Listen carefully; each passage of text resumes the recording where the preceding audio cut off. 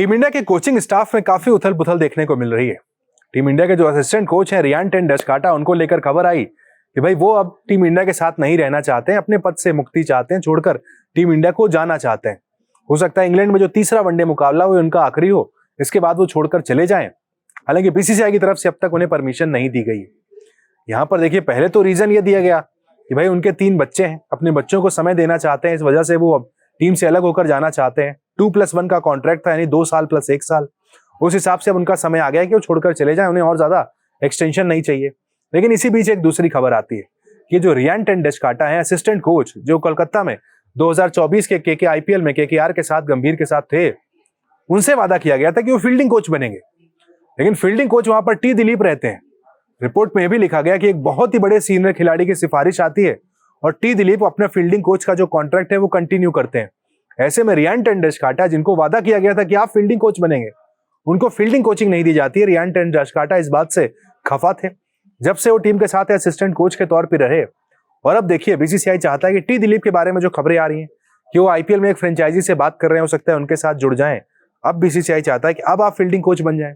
Riyan ten डचकाटा के बारे में ये खबरें भी आई हैं, लेकिन अब शायद रियान टेन डचकाटा भी मन बना चुके हैं कि समय हो गया भाई, टीम इंडिया को जितना समय देना था मैंने दे लिया, अब यहां से आगे बढ़ा जाए।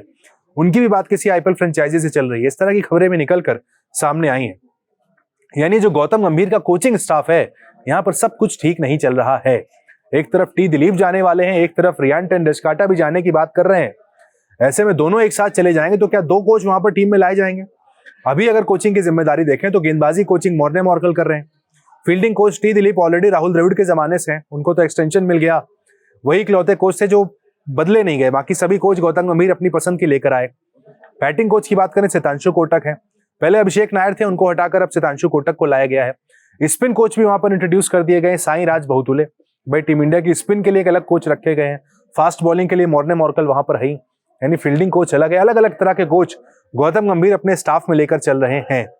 लेकिन अब स्टाफ के बीच अगर सब कुछ नहीं चल रहा है तो क्या 2 नए कोच टीम इंडिया में आते हुए दिखेंगे?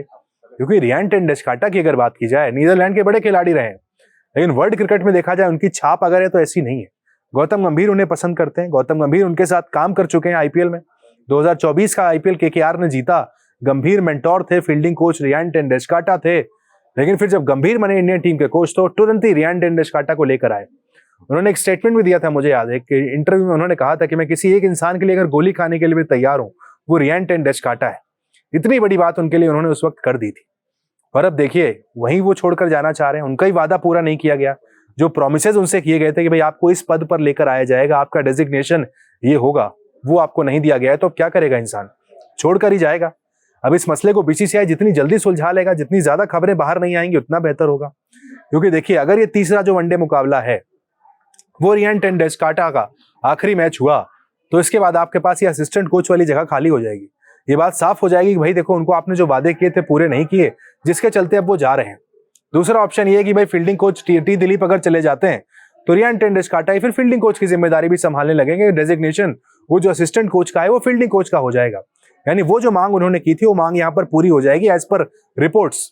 तो अब देखना होगा क्या बड़ा फैसला बीसीसीआई की तरफ से किया जाता है। इंग्लैंड की सीरीज में 2 मैचेस और बचे हैं, इंडिया 1-0 से आगे चल रहा है। 2 मैचेस जीतने के बाद जब टीम वापस आएगी, बीसीसीआई जब भी मीटिंग करेगा, तो ये कोच का जो विवाद चल रहा है, कोच वर्सेस सेलेक्टर जो चल रहा है, T20 में खराब परफॉर्मेंस क्यों हुई, क्या कप्तान बदलने से इंपैक्ट पड़ा, तमाम मुद्दे हैं बीसीसीआई के पास इस वक्त सुलझाने के लिए।